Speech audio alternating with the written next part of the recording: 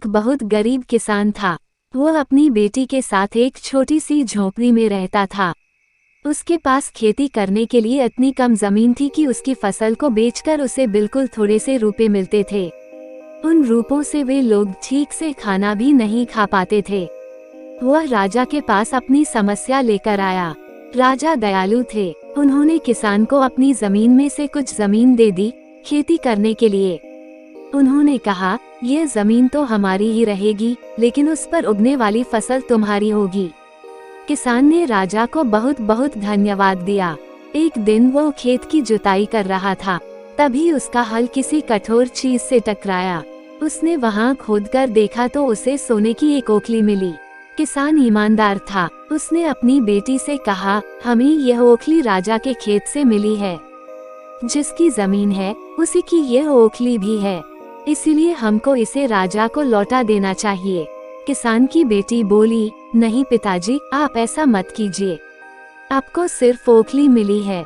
यदि राजा ने आपसे इसकी सोने की मूसल भी मांगी तो आप क्या करेंगे? आप इस ओखली को अपने ही पास रखिए। लेकिन किसान को ये बात ठीक नहीं लगी।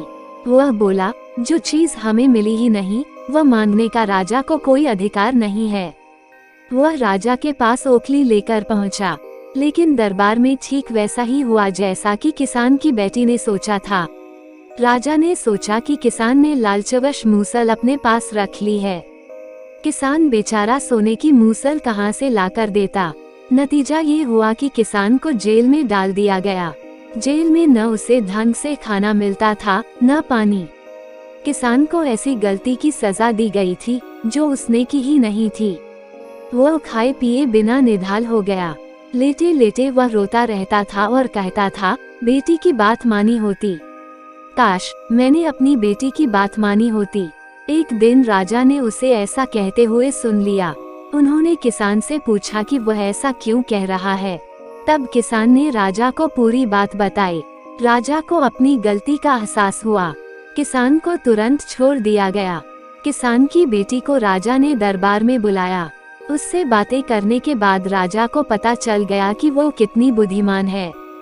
किसान की बेटी को राज्य के खजाने का मंत्री बना दिया गया।